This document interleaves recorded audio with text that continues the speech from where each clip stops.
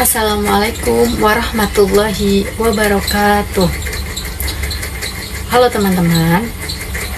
Di sini saya akan menjelaskan pemaparan materi untuk kelas kewirausahaan besok dengan metode pembelajaran diskusi. Besok saya akan memberikan diskusi kepada teman-teman terkait tentang faktor internal dan faktor eksternal dalam perusahaan. Nanti saya akan menyebutkan bagaimana penyebabnya, bagaimana solusinya agar perusahaan tersebut tetap berjalan dan lebih baik lagi ke depannya.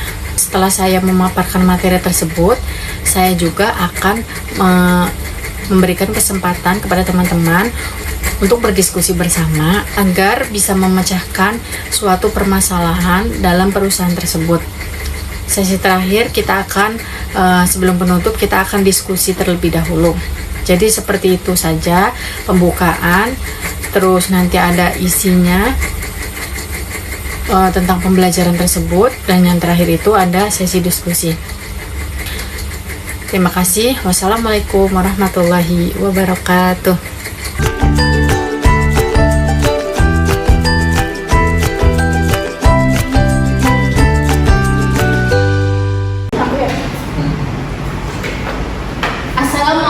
Warahmatullahi wabarakatuh.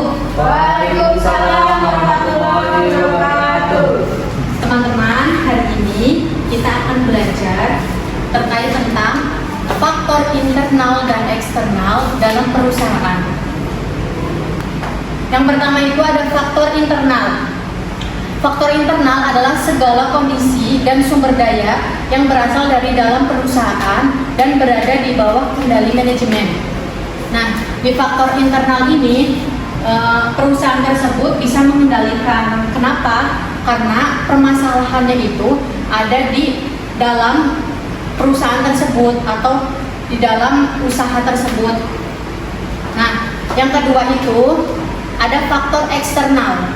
Faktor eksternal adalah unsur-unsur di luar kendali perusahaan yang dapat mempengaruhi kinerja, peluang, dan ancaman.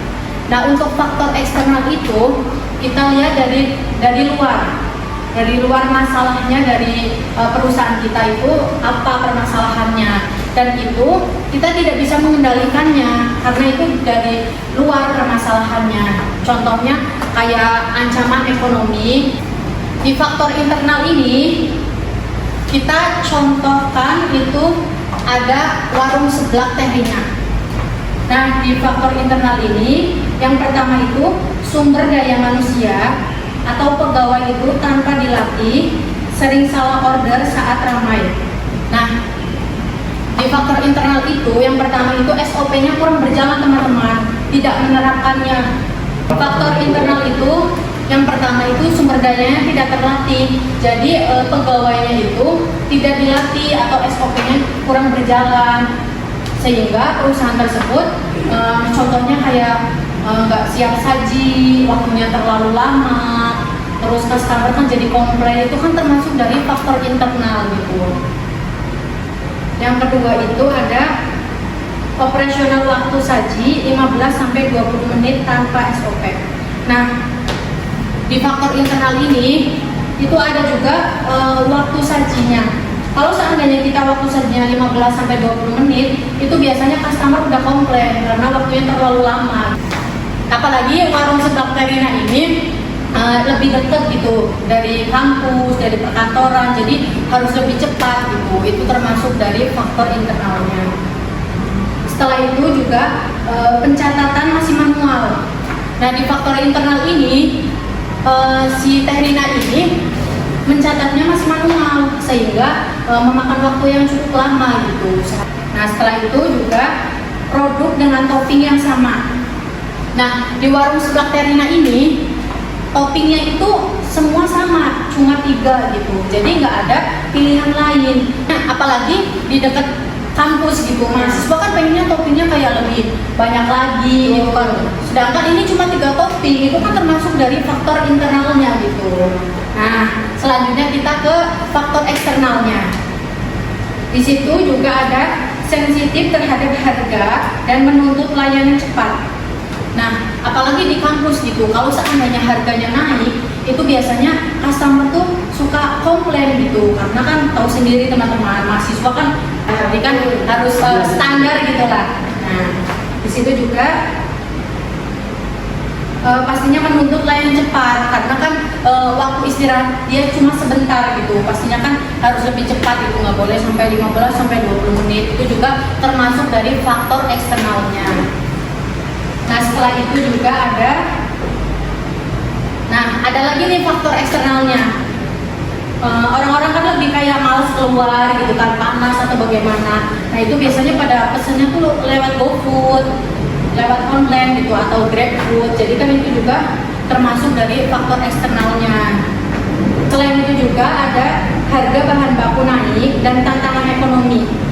Nah, kalau faktor eksternal itu dengan harga bahan baku naik, contohnya dari warung sebelah Terina ini, itu kan dia ada kerupuk, ada minyak, ada cabai. Nah, itu biasanya kan harus nyetok, dan sedangkan yang berubah-berubah ya, harganya berubah-berubah. Nah, itu jadi kan itu termasuk faktor eksternalnya. Dan tantangan ekonomi bisa jadi seperti kayak kemarin kan ada COVID. Nah, itu kan biasanya penurunan dari pembelinya gitu. Jadi itu termasuk dari langkah yang kita ambil jika mempunyai usaha yang sedang bermasalah. Oke, baik teman-teman, pemaparan materi yang saya jelaskan ini dari faktor internal, faktor eksternal, dan langkahnya, itu apakah ada yang mau ditanyakan terkait materi ini?